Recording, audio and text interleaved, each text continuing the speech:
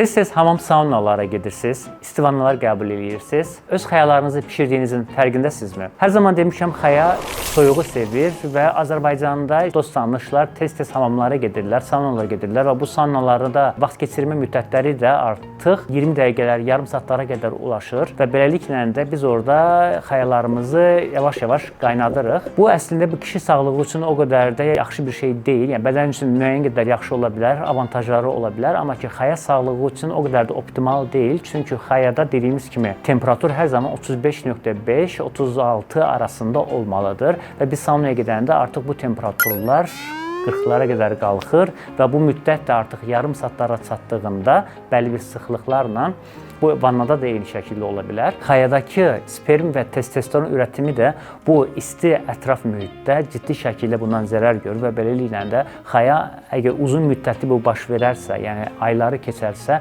artıq yavaş-yavaş balacalaşmağa başlayır. Əgər hamam sauna sıxlığınız həftədə bir dəfəni keçmirsə və saunada qalma müddətiniz 20 dəqiqəni aşmırsa, bu sizin xəya sağlığınız üçün də o qədər risk təşkil etmir.